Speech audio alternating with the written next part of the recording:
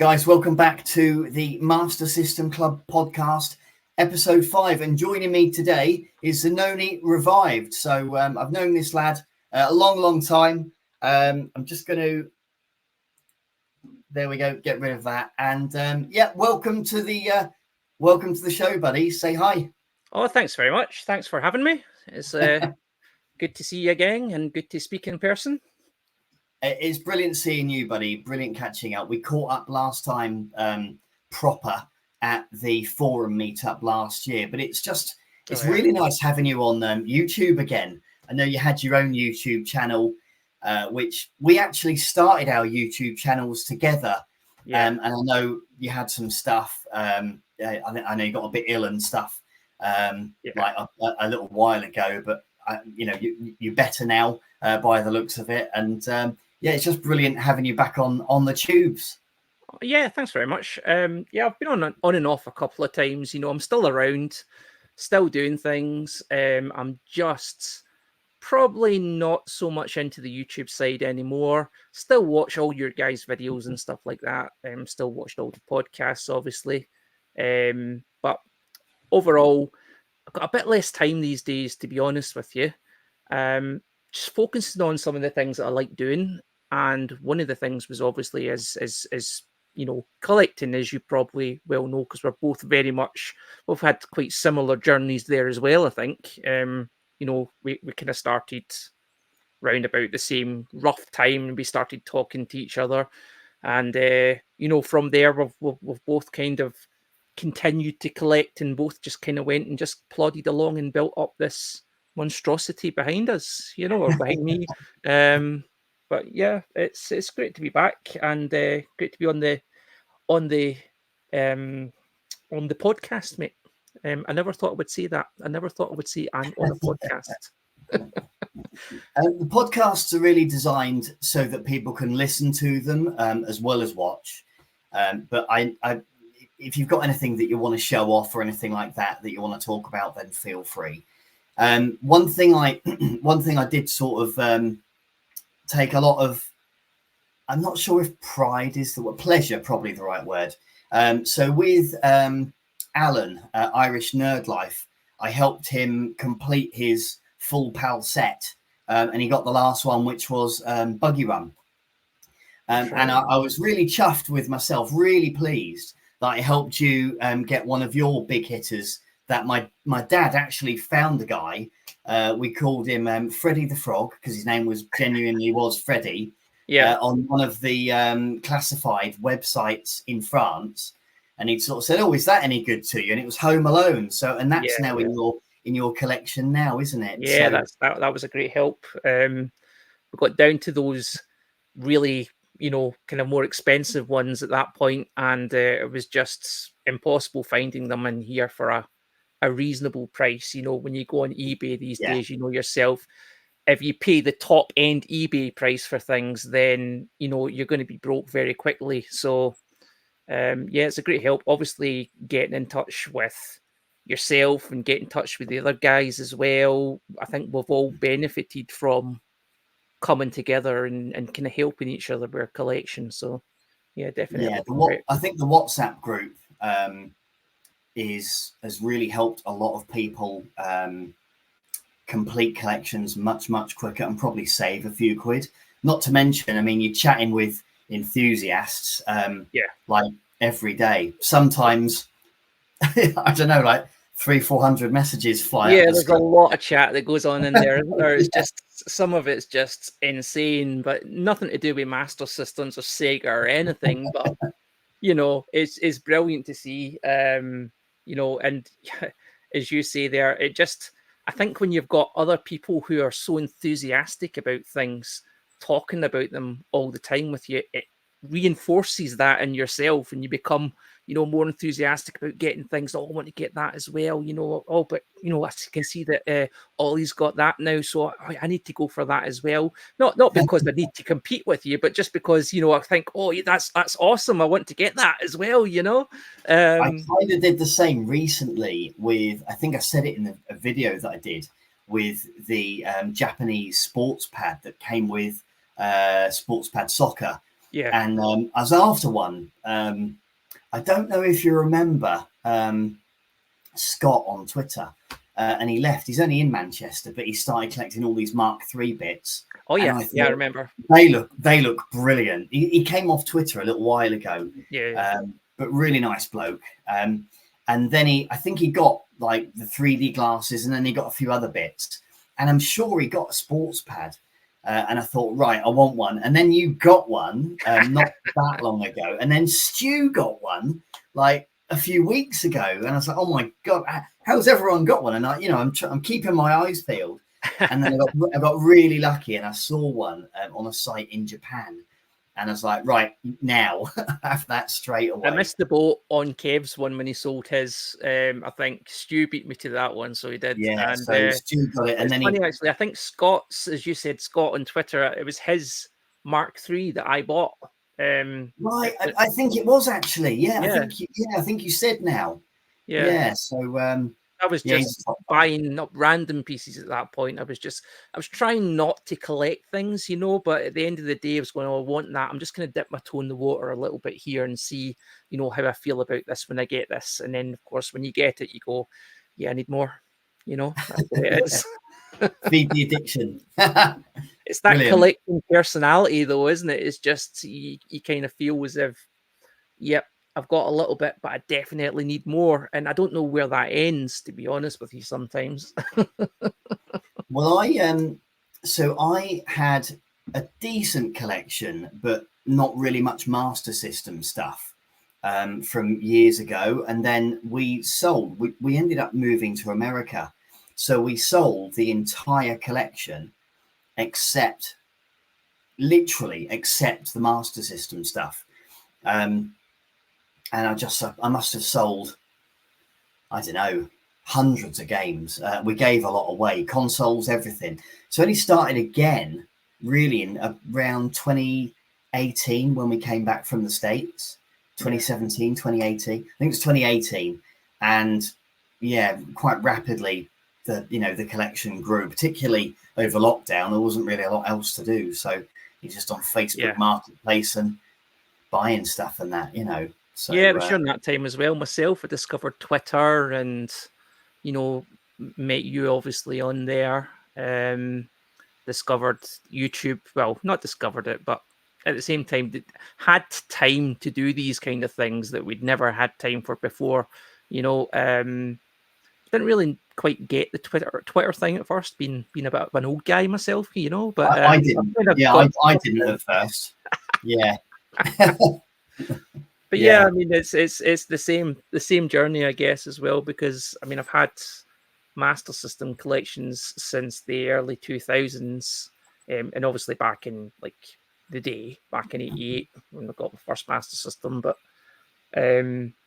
sold the collection up, obviously, like yourself, and it was just because of different priorities, different times, and I think everybody that goes through that journey of having a collection eventually ends with them either selling it, or I don't know if they die with it or what.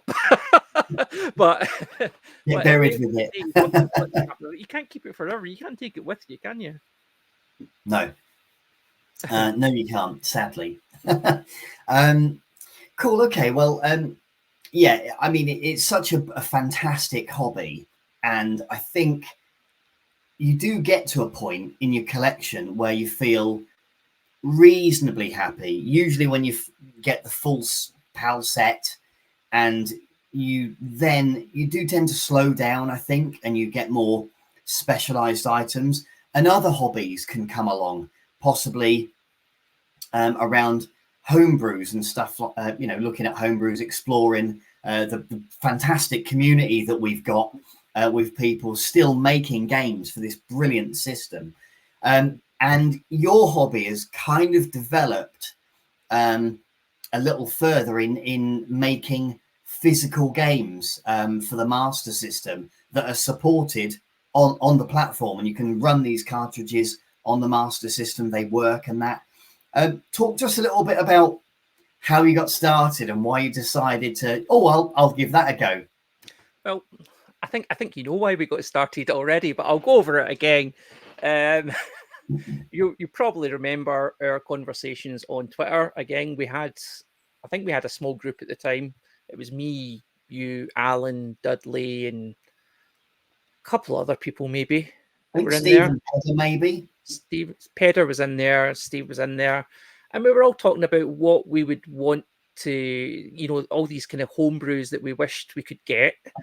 And we were also looking at like a lot of the unreleased prototype games, and just the stuff that you wanted to get, you wish you could get.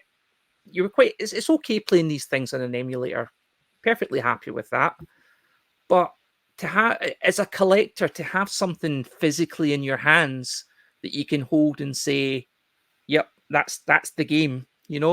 That's next level, really, isn't it? And Yeah, I remember definitely. back in that time, me and you, we were all looking online at the prices of these things, and there was a few people making cart mods at that point, and there was a few people, a lot bigger people selling, their own reproductions there as well. But you tended to find that they were either brand new games altogether, or they were quite expensive.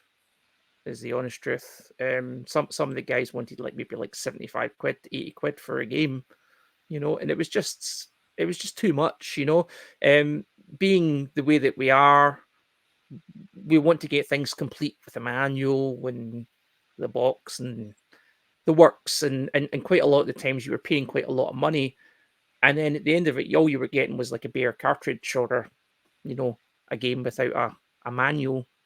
So I got chatting to Alan about it at the time, and I mean, back in the day, we I remember back when there was like the first kind of homebrews for the Master System came out. I think the first one was Digger Chan that came out, and that came out. It was made by PlayGen and Apoc from the Sega 8-bit forums, and they released it at the time. I believe it was done like a cart mod. It wasn't. They didn't have PCBs or anything like that, so um, they didn't have anything like that at the time. It was just, somebody had figured out basically that you could take a standard Master System cartridge, replace the chip with a reprogrammable chip, and before you know it, they had something that would work in the Master System. And I think that's when Digger Chan came out. They were all made like that. I could be wrong about that, but I'm 99% sure that that's how they were made at the time. Yeah, Um, and that seemed to kick off like a big thing with people making cart mods. It was always kept very small though. It was never like something that was done on scale. It was never something that was there was too many people knew about kind of thing. It was always for people in the know, for collectors, for people who were huge fans of the Master System, especially. I mean, you can have all these cart mods and repros for Mega Drive and stuff like that, no problem, because you know you can buy a board off of AliExpress and go and put your own image onto there, no problem. And obviously, as well, these days you can buy like a flash drive as well, buy an EverDrive. So there is more options now, but back then there was absolutely nothing. So the way they did it was they made cart mods to make releases the first homebrew games. yeah, Um, so when we got talking about this, I think we were both talking about like games that we wanted to get. Like we both wanted some of the prototype games for the Master System, like Lemmings and NBA Jam and Hook, things that existed. We knew existed, but at the end of the day, they were, if someone was selling them, they were always really expensive, or they were just they just seemed like a lot of money for something that you didn't know what you were getting. yeah, Um, and I got talking to Alan about this, and Alan had done his own games for himself basically at that point. He there's a he's couple of done some videos. I think I'd seen the video that he'd done for Frogger, yeah, and I think he'd done some other, like, I think that's a Game Gear one. I think he'd done some others as well. that's right. Yeah, he documented his whole journey on that. I think in terms of like you know what cart mods he was making, and he only made them for himself. He just he made sure he only made them for himself, and he done like a couple of interviews on. There was one that's on the webpage. It's a very old webpage, Gordman's Retro Treasures, and he done an interview on there. And we talked about all these different cart mods they'd made and showed them off, just some detailed pictures and things like that. But yeah, I mean, from that, I said to him, well, how do you make these? How do we get into this? And we talked back and forward about how we could possibly do this. So it was very much kind of him that, I went to at the start and asked a load of questions. I totally bombarded the poor guy, I think. And,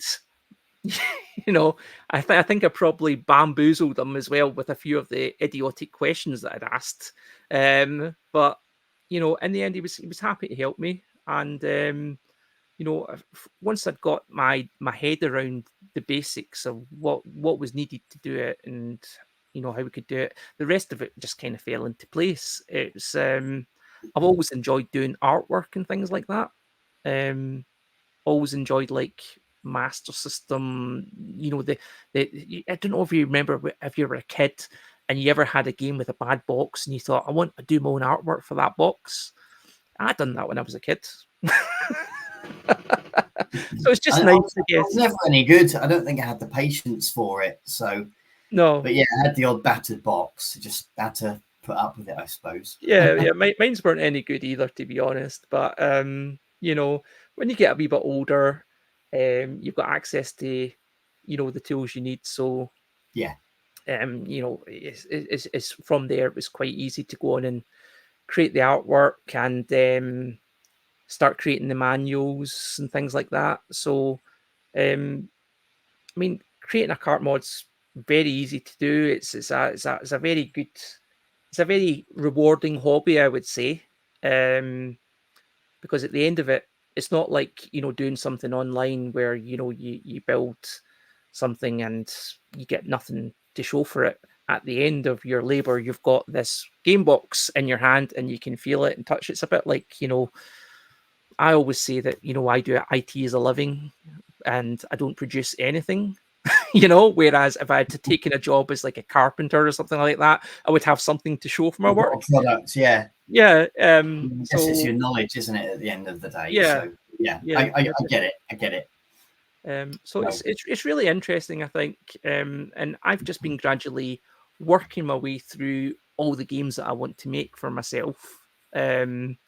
And of course, as soon as I started doing that, a lot of people kind of asked me, can you make some for me as well? Can you make some for me as well? So, if I've known them well enough, I've been going ahead and quite happy to make them a copy of the game.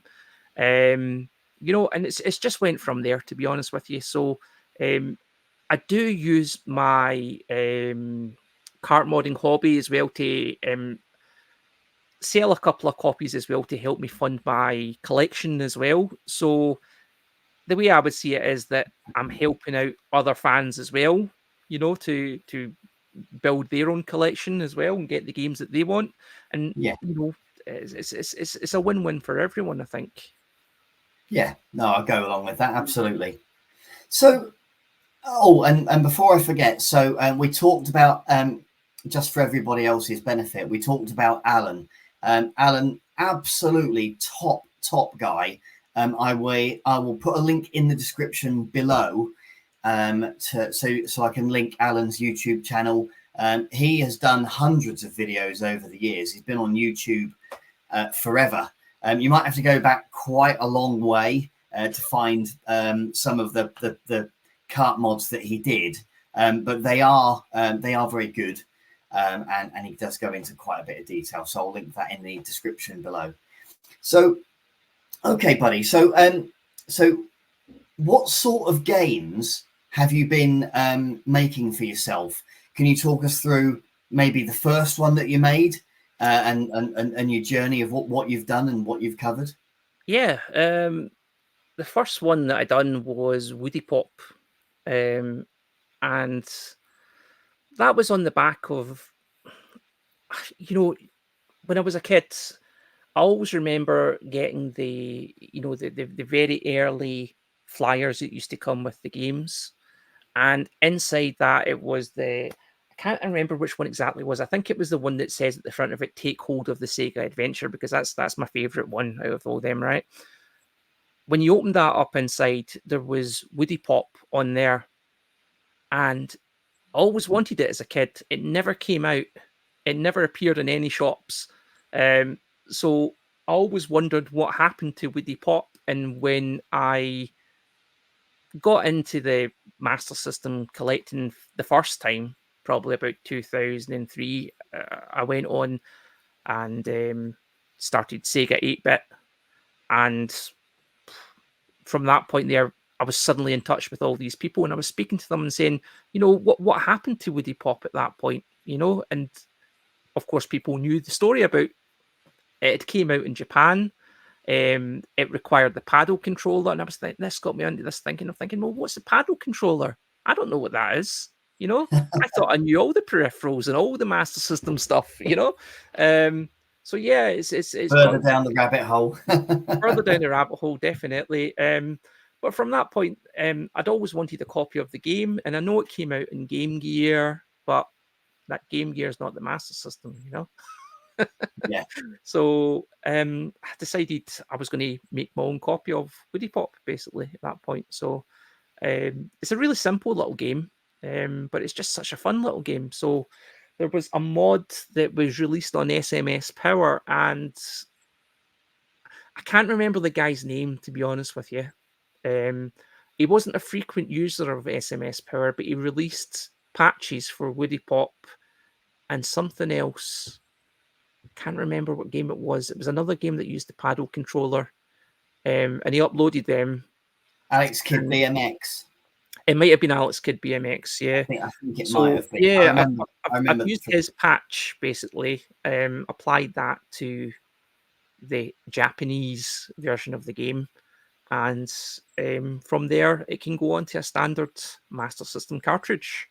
So once I had the game working, the rest of it's a no-brainer. At that point, you just kind of think, well, I'm going to make the artwork now, and I want there to be a manual and things like that as well. So I referred back to the Game Gear manual because that was the official manual that was available. So a lot of my stuff is kind of taken from the Game Gear manual. But at the end of the day, what I did do was, update the screenshots, update the images. There was none. You probably remember back in the day when you looked at the manual, the screenshots were all fuzzy because they'd been taken through some convoluted process. Someone with a camera pointed at a TV screen somewhere.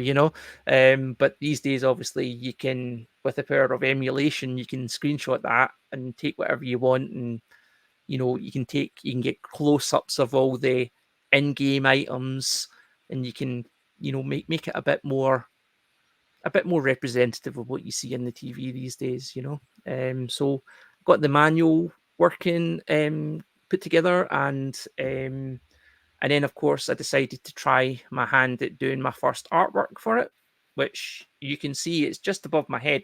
I'm just going to nod up the way to it like that, but you can see Woody Pop in the background there, and it's a very simple artwork. in the middle. Yeah. Yeah, it's made to look like the early Master System releases. I don't know. It always reminds me a bit of like Black Belt, just because it's got that. Yeah. Let me just grab it one second. I'll quickly show you. Yeah, please do. Just because it's got that kind of, almost like an animation. Yeah. You could see that. I think being something that might have looked something like that back in the day. I think it looks like a legitimate game, and obviously I know that it didn't come out over here, so I know, and I know with your with your cart mods, you also do a little piece of paper to explain that it's a reproduction. Yeah, I don't know how well this is going to come out on the camera, but there's it looks good. Yeah, it looks good. there's a little flyer there that basically says this isn't an original cartridge. It was never released on the Master System. And it's not for me, because I know it's already, it was never released in the Master System. It's not for you. We know that. It's just for 10 years' time when somebody goes in might go in, or I die and I pass away, and this game goes to someone else, and they go, hang on, Woody Pop, have I found the Holy Grail here? The unreleased game? No, wait, hang on a second. It's got this notice with it. So that's in with it. And the manual as well in here, which is just it's designed to look like a US style manual. So this is designed to look like a kind of US release. You know, it's got all the information you would expect to see in a manual. You know, even the little bit at the back that's you know, scorebook. You know, remember it used to get back in the day. So. So apart from that, the only thing that I did include as well as an extra thing was just a little poster as well. So it was just a little A4 poster and just a little bit in the back just with some of the other ones that I had made or was making at the time. So it was just a bit of fun just to kind of make it feel more real for me. It looks a real labour of love, and yeah. it also looks like a Sega fanboy's dream come true to have all of the the stuff, the freebies in with it, like the poster, and on the back you've got like essentially almost like a flyer and a little bit of a catalogue. I saw something about Comical Machine Gun Joe on there as well. So you talk like Sega would have done. They would have been talking about their other games. Yeah, that was what they were really good at, wasn't it? They always had that little section in the pamphlet that says "coming soon," and some of it would just be text, and you know, they always put on maybe the earlier ones I'd noticed what they did was they used a lot of the screenshots from their arcade games, so they slightly cheated. So like SDI and you know, there was ones in there mentioned like Combat and Rescue and things like that, which turned out to be Rescue Mission. But yeah, there's stuff like that. They always kind of led you to think, oh, I wonder what that's going to be like, and that's just what I was just trying to capture doing that. Doing the little flyer thing here, because I remember used to spend hours looking at these kind of things, going trying to. I mean, that's how you picked games in those days. You didn't have access to the internet to go and research your next purchase. You didn't have. If you were like me, you were a kid like me. I didn't even know that there was such a thing as Sega magazines existed back in the day. And you know, you basically made your purchase on the merits of a single screenshot that was in one of those pamphlets, or if you were lucky enough to go and walk around the shop at the time, you know, you might pick up two boxes and do a bit of a comparison and go, oh yeah, I like the look of that one, you know. And if you choose wrong, then that's kind of it. Yeah, absolutely. and also, when we were kids, my kids don't get it, but you know, when you finish your game, Dad, what did you do? Well, I played it again. Yeah, you know, exactly. you didn't get like games like you get them now, like constantly. You know, it was a different time. Like you got games at birthdays, at Christmas, and that was basically it. Yeah, definitely. Birthdays and Christmas. I think because the Master System games were so expensive back in the day, like a lot of my mates had like Spectrums and Commodore 64s and stuff like that, and they were, you know, down at the market buying a game every week, you know, a new tape, $1.99 or $2.99 or something like that. Whereas, you know, I was getting Master System games, and my dad was kind of going, you know, this is like £30 for this one game, you know, this oh, that's a birthday thing or that's a Christmas thing, you know. And then when you did get that game, even if it turned out not to be the greatest game, you still played it anyway. yeah, you kind of had to. You had to. You had no choice. But I don't remember. That's a funny thing. Do you remember ever thinking that any games were bad when you were young? Because I don't. No, I never thought any of them were bad. I always thought there were ones that were better than other ones, but there were never. Yeah, I had my favourites. Yeah. You know, I played some over and in fact, I played like Double Dragon. I would play it, finish it, and play it again immediately. Yeah. You just played it over and over. I dread to think how many times I've finished Double Dragon. Love that game, but yeah, I mean, even like I had Indiana Jones and the Last Crusade, I think it was, and I look back now, even with rose-tinted glasses on, it's a tough game. It is. I've only seen it beaten once, and that was when Ian Wall streamed it. That's a tough game, and the controls are really cranky, and it's just a very rushed game. But Yeah. I didn't think that at the time. Not at all. I loved it. I never got very far, and I perhaps didn't play it quite as much as say Outrun or something. But Yeah, yeah. definitely. I mean, if you think about how simple some of the games were that we used to play as well, like I used to play My Hero, and used to play it for hours, and the game loops. It loops over and over again, but I'm still sitting here playing it. It probably has like the worst video game music in history as well, but I can hear it now. it's ingrained in my head, Ollie. Honestly, it's just sometimes it just pops in there, randomly. You can't get rid of it either. It No, just lives rent free in no. your head then. I always remember when I was a kid that whenever I wanted to annoy my dad, I used to put on My Hero or Aztec Adventure, and he just like put the music up, and it just used to bug the heck out of him, the music, for some reason. I don't know why, but yeah, it's just a certain tone to those games, I think. Yeah, for sure. Okay, what other games have you made and pushed on to? Because I think one thing I'd noticed from the first 2 or 3 games that you made, I think are brilliant, but you have definitely become more adventurous with your artwork, and I think also with the other bits that go with it, like your manuals and your posters and stuff. Yeah, I think I've made something like I think I've finished. It's hard for me to say right now off the top of my head, right? But I've made quite a lot of games, but I've not quite finished some of them. So to me, having finished the game means that I've made the game, I've made the insert, and I've made the manual. I've not done that for all my games yet. I think I've got something like maybe 23, 24 that I have finished everything. And Right. I'm working my way through those ones just now, going back and just trying to finish them off. So I think the first one done was Woody Pop, as I said. I did Machine Gun Joe, and next, and that was just 2 Japanese exclusive games that I wanted to get, but I didn't have at the time, and I thought, well, both these games could have came out in the West, and if they did come out in the West, what would they have looked like? And that's kind of what I tried to kind of stay with for those.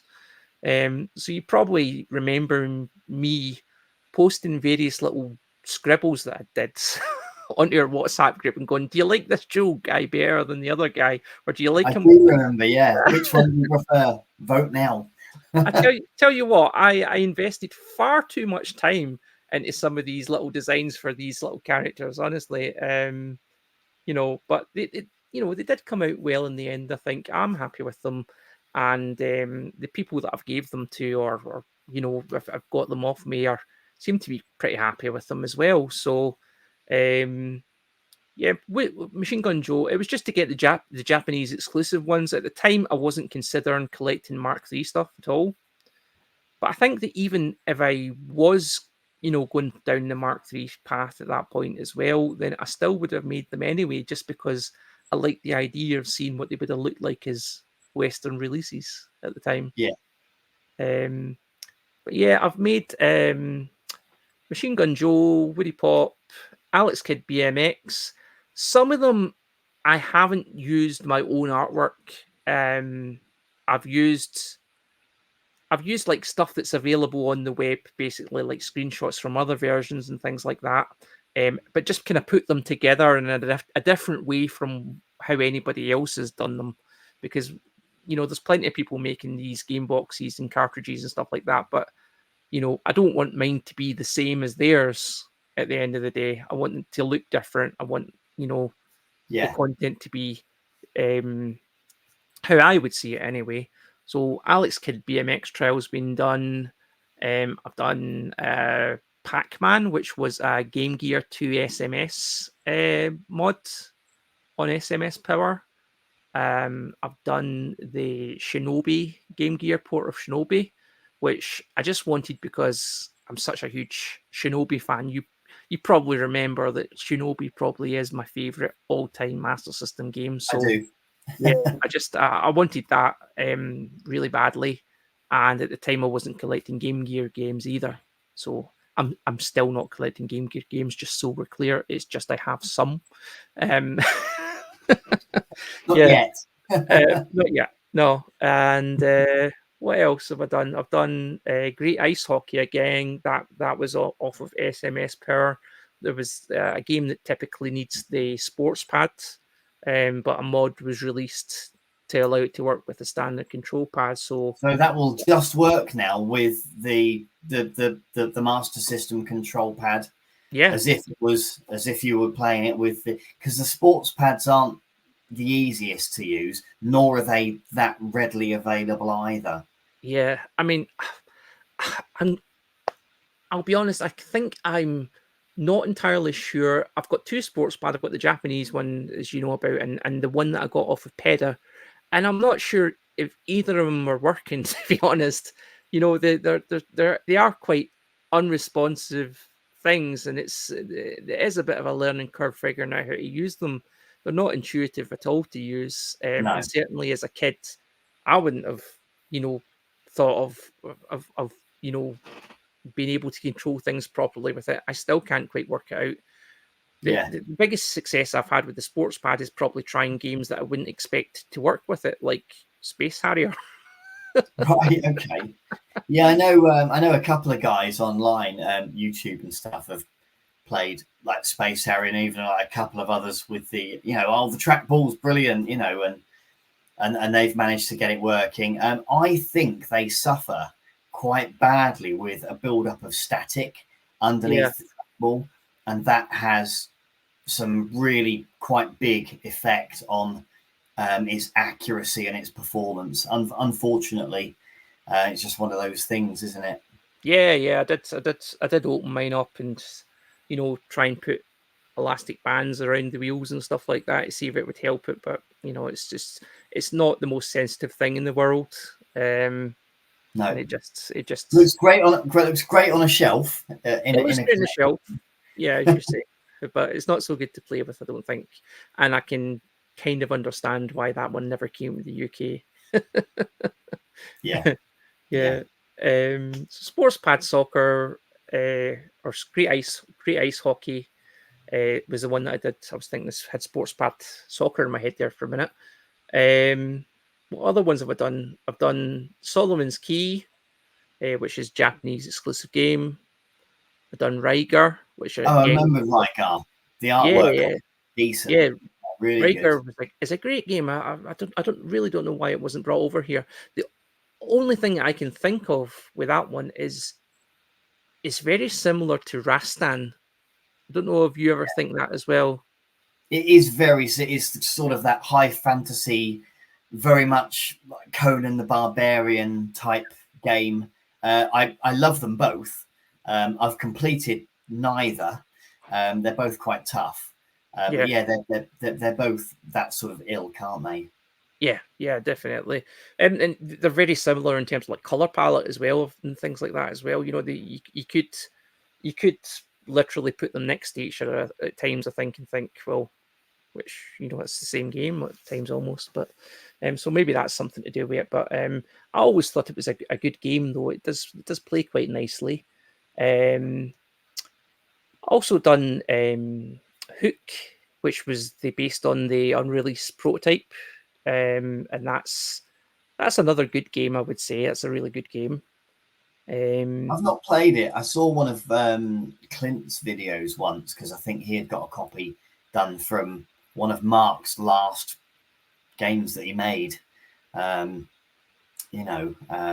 So Yeah, I've seen it, and I think you've done Lemmings 2 as well. I've got a copy of Lemmings 2 off you. I always wanted a copy.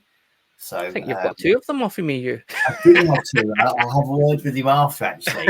I'll send you the other. So yeah, a bit of an in joke, but yeah, Andy made me one, sent it, and it just never turned up.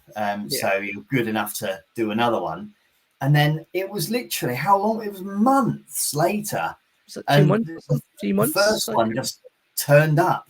And I was like, you never guess what's just arrived. And it had all these like scribbles on it, and there was a message attached to it, and also it looked like it had been to like Timbuktu and back. But yeah, it eventually turned up like a long time afterwards. I've never used Avery ever since that. That was Avery. It was that when that happened with you, and it was Pedder who said to me as well, you know, he sent me a picture of a game I'd sent him, and it looked like in this picture, honestly, it looked like there was a tire track over one of the parcels. It was just a black tire track. That's what it was. I thought that's been run over, you know, and then delivered. So I don't know if it was delivered by Ace Ventura or something like that, you know. Yeah, gosh, yeah. With that's a funny scene. Yeah. Okay, cool. I was really interested, without you giving away too many trade secrets, how do you go about making one of these mods? I don't expect you to go into detail to, talk me through it step by step, but what's involved? What can you tell? What can you tell us? Nothing's a secret for a start, right? Because this has been done by other people plenty of times, and it should be something that people should know a little bit better, because at the end of the day, you know, if people want to make these games, then I've always said to people, I'm happy to share with you the artwork and the manual and stuff like that, and you can go off and make your own copy. This isn't about me, you know, kind of making all these things and going, oh well, they're mine, you know. It's always happy to kind of share stuff with people, and you know, help anybody who wants to do these things for themselves as well. Basically what you're doing is you're taking an existing game which is of equivalent size. So there's one cartridge that everybody goes after when they start making these, and I did it at the start as well, was that they go after Afterburner. And Poor Afterburner is this game that is just the most compatible with any game that you want to use. You need to use Afterburner as a donor cartridge, and the reason behind that is because it has a special chip inside it, which is called a mapper chip, and the mapper that's inside Afterburner can address up to the required ROM size for a 4 meg ROM. So because most SMS games, apart from very few ones, the very like bizarre ones, like Brazilian ones, Street Fighter 2 and stuff like that, Sonic Blast, they are 8 meg games, which there isn't a custom board for, as far as I know. They use their own custom board that was made for them, but most of the games are kept to within that 4 meg limit, so you can technically use Afterburner to create pretty much any game in the SMS library if you want to. So at the start, you buy an Afterburner, and what you do is you basically take off the chip that's on there, the ROM chip it's called, and you'll be left with an Afterburner ROM chip, which you can just sit to the side and say, well, you know, I've got this PCB now that has the mapper chip still on it, and I can put on any game that I want. So you go out and you buy the appropriate chip, which is any EEPROM, which is a 27C240 chip made by any manufacturer, will slot into that board, and you'll be able to use that to create your own Master System game. So you need a programmer, like one of these, and there's one of the chips there that's in there just now. So you basically you connect this up to your computer, and you go on to you download the ROM for the game that you want to get, and then you load the software that comes with this, that will allow you to transfer it onto this ROM chip. So you're doing this effectively is programming this chip. So that was the chip that you bought separately, Yeah. and that basically is the same as the chip that had Afterburner on it. Yeah. To put a ROM that is of the same size as Afterburner or smaller. Yeah, it doesn't have to be the same size. That puts it on there. Yeah, it will just program it straight on there. You load up the ROM file in the software that comes with this, and then you go through a couple of settings, and eventually you just hit program, and it'll put the program onto here. Once you've got that, you can take it out here altogether, and you've got the program on here, and then you'll get a board like this is the wrong board actually, but hang on a second. Yeah, this is the right board. So you'll get a board. This is a Afterburner board, and it'll be hard to see here. It'll be impossible to see actually, but it's got the Sega 315-5235 mapper chip on it. And if you're like me, the first thing you'll probably do is create yourself a test board. So you'll get one of these, and you can see on here that there's a socket on this board. There's also a couple of fixes on the back of that one. There's this little socket that I've soldered onto here, and that's basically so that I can then take any chip and just drop it into here. I might not be able to do this one-handed, and that becomes readable on this board that you've got just now.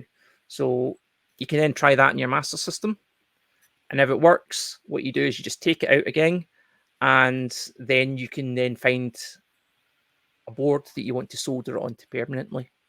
So you can just that point there, you solder it on. So that's like a test board then, so to speak. Yeah, this is a test board. So I've got, when you start doing the hobby, you create yourself a test board for 4 meg games, and also create yourself a 2 meg board, which is based on, this one is based on Operation Wolf as a donor board. So this has been an Operation Wolf game that's been removed from here. And there's also one for the 32K games as well, which are games that don't require a mapper chip. So you can put a bit more basic. Yeah, a 32K chip onto here. Obviously a 2 meg chip onto here, and a 4 meg chip onto the Afterburner. If you want to take the shortcut of just using Afterburner, you can do that as well. Pure Afterburner. As long as it's smaller. Yeah. It actually seems dead easy. It's really simple. Yeah, it's really easy to do. Obviously, once you've got that, you can get yourself you can use the shell from the original game that came on here. So you just get the label off of that if you want to start doing it. That's what I did at the start. And you get yourself somewhere like AliExpress, you can actually buy brand new shells as well. So if you want it nice and shiny like I do, then you can put your own the PCB into here and get yourself a label sorted, and you've got a game. It's not really isn't rocket science to do this stuff, but what it is time consuming. It's very time consuming doing this stuff, because the honest truth is that the first time as you burn that ROM chip, it probably it might not work a lot of the time, or you might have to go in and fix something in the ROM chip or in the ROM first, for example. So a lot of the Japanese games don't have headers on the ROMs, for example. So you have to go into the ROM chip, the ROM, and edit the ROM first before you put it onto the chip. Otherwise, it won't be playable on a Western Master System. Right. So okay. There's a lot of stuff to consider, but it's not that hard. You end up with these 3 carts, and there's another one as well which you know all about as well. Is the Mega Games test board, which is based on Master Games for the Master System, and that's for if you want to get down to it, you can actually put 3 games onto the one chip as long as they fit. Like on Master Games 1. Yeah. Master Games 1 or yeah. So And you can do that. That's very that easy to do. basically runs so that you change the ROM, you change the game by turning your master system on and off again, and it cycles onto the next game just like Master Games 1 did. It's not an ideal situation. You know, you've got these chips on here with the logic for flipping the game and keeping memory of what game you should be on. But I would have liked to be able to put like a custom menu on there, a bit like, you know, Hang On, Astro Warrior, you know, do that kind of thing. But there just isn't enough space in the 4 megs to do 3 games and put a menu on there as well. It's very tight as it is. But yeah, it's an easy thing to do. But it's time consuming, as I say. To first of all, you've got to you got to be fairly decent at soldering, because at the start you got to take off this chip first of all, you know, and unless you've done a lot of soldering before, which I hadn't, then that's not such an easy thing to do at the start. Yeah. No, I've tried soldering. I am dreadful. It's definitely a learning curve. You know, once you figure out how to do it, what works and what doesn't work, then it's no problem. But you know, the first boards that you try and remove are going to be difficult. You know. And you know, when I first started doing it, there were a few casualties along the way of stuff that I just tried to get the chip off and ended up removing these little bits here, which are the little silver bits here, the little pads on the board. They can come off really easily. You just have to be really careful with them. So it is like a learning curve. It takes a bit of practice, I guess. Yeah, definitely. I mean, I can probably get one off in about 2 minutes now, but back then I could easily have sat there for, you know, half an hour trying to get one off, you know. And then of course I had to put one back on. But you know, I wasn't quite clever enough to realize that I had to make a test board first. So I was just putting the game straight onto here and then putting it onto the board straight away, soldering it straight on, and then of course put it in the master system, and it didn't bloody work. So then I had to go and get it off again. So yeah, it's definitely a learning curve on that. But once you've got the game itself, then the rest of it is just design stuff, you know. So I buy game boxes from, you probably know the website everdrive.me, and that's I've always wanted to know how to say this. I don't know for sure. I'm going to say it out loud and it's going to sound totally wrong. People are going to, is it Crix who makes how Everdrive? I would say it. Yeah, the Ukrainian website. I've never heard it actually said out loud. I think I've just said it myself, you know. So I say Crix. So yeah. Crix, yeah, it's a bit like the whole Sega and Sega thing, but yeah, probably.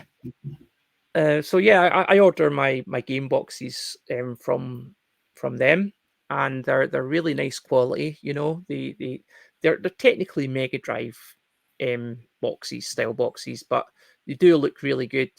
At the start, I was using kind of used stuff like you know, if I was buying a copy of Afterburner, for example, I was using the original shell and I was using the original box it came in. And you know, after 30 years, these things aren't looking too great a lot of the time, you know. So it's they look okay. They do the job, don't they? But having received a few of your games now, it is definitely noticeable and much appreciated. It's like receiving a brand new Master System game, and because they're either homebrews or they're stuff that hasn't been released, it's a game that you don't have. It's like Christmas come early. it's back. It's like being back in the day, isn't it? And you Yeah. know, getting a brand new game and going, oh, that looks really good. You know, Well, they look new, and they yeah, are new. yeah, they are new. The only thing that's not new in them, obviously, is the actual PCB, and that's something that I would like to get resolved in the future. Getting the PCB situation so that we don't have to use games that are maybe you know, people sometimes say to me, you're destroying something to make something here. You know, it's not a good situation. Well, I always go after the most scabby looking copies of games that I can possibly get. Right.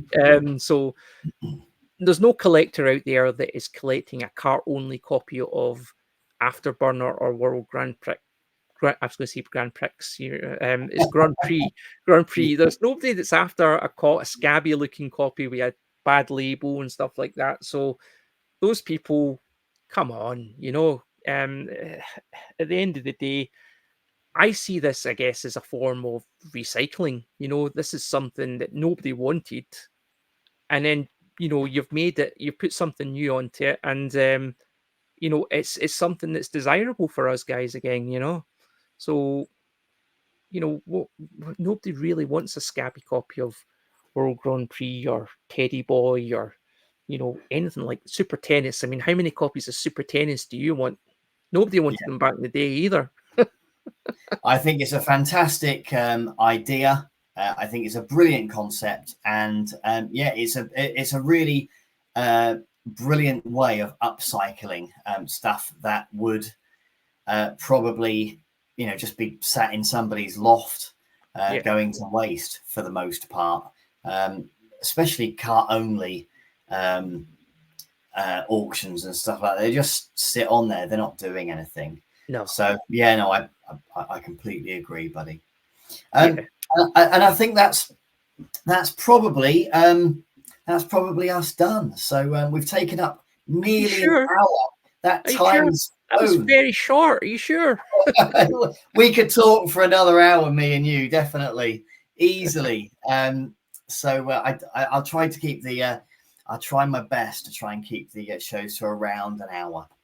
So, buddy, thank you so much for sharing and imparting so much of your knowledge and for giving me some of your time. I really appreciate it. Yeah, you're very welcome. I'm happy to talk anytime. And if anybody wants to ping me on Twitter or, on my Instagram or anything like that, and, wants any help with any of this stuff, then, I'm happy to offer that support as well. So, it's not a case of I'm, trying to, keep all this stuff just for me. I'm happy to share knowledge with people and, get knowledge off of other people in the community as well. So, yeah, share and share alike, I say. Yeah, it's brilliant. Just all credit to yourself and credit to this fantastic, I've said it before, fantastic community that we've got with all of the fellow Master System collectors and games creators and everybody. I'll put a link in the description below to Andy's Twitter. You can check him out and go look him up and ask anything. Guys, thank you so much for watching. It's very much appreciated. If you enjoyed the video, please give me a thumbs up. More importantly, drop some comments below. Andy will probably look at them as well. If you've got any questions, then I'm sure he'll be able to hop on the comments as well. And yeah, and until the next video, thank you so much for tuning in. I'll see you on the next one. Thanks very much. Cheers.